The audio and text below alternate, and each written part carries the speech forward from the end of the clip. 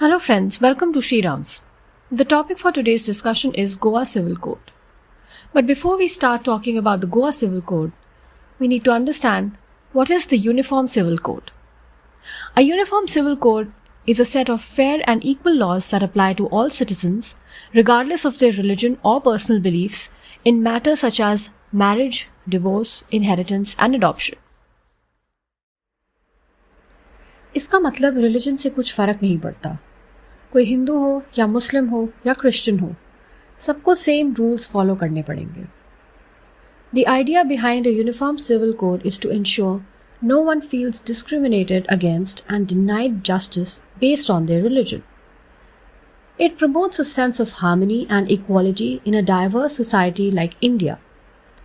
But जैसा कि हम सब जानते हैं कि इंडिया जैसी डाइवर्स कंट्री में UCC काफ़ी सेंसिटिव मैटर है. Do we have uniform civil code in India? Parliament made laws to reform the Hindu law almost entirely, but personal laws of other religions are largely left to religion and tradition. Tell us about the Goa family law. Goa is the only state to have a uniform civil code in India. Goa has its own personal laws that are vastly different from the rest of the country due to its unique history. In Goa, the Goa Civil Code or the Goa Family Code codifies civil laws for the residents of Goa. ये गोवा के सारे residents को cover करता है, irrespective of religion, ethnicity or language. It comes from the Portuguese Civil Code 1867, which was introduced in Goa in 1870. The Civil Code continued in Goa even after its merger with the Indian Union in 1961. Give details of Goa Civil Code and show how it's progressive. Goa family law is different from Indian personal laws in the following ways. First, parents cannot disinherit their children entirely. At least half of their property has to be passed on to the children compulsorily. This inherited property must be shared equally among all children. Second, a married couple jointly holds ownership of all the assets owned before the marriage or acquired after the marriage by each spouse. In case of a divorce, each spouse is entitled to a half share of the asset. However, the law also allows antenuptial agreements which may state a different division of assets in case of divorce.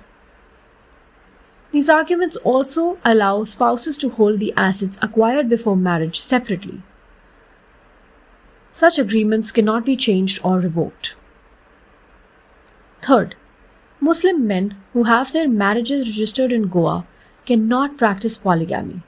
There is no provision for a verbal divorce. Are there any shortcomings in the Goa personal laws? Critics hold that, first, Hindu men have the right to bigamy under specific circumstances, if the wife fails to deliver a child by the age of 25, or if she fails to deliver a male child by the age of 30. For other communities, the law prohibits bigamy. Second, the joint sharing of property by the couple is defeated by any pre-marriage agreement that may state a different division. What has been the contribution of the Supreme Court in bringing about justice and uniformity in personal laws? The Supreme Court of India has made several judgments related to Uniform Civil Code in India. The important ones are Shah Bano case, 1985.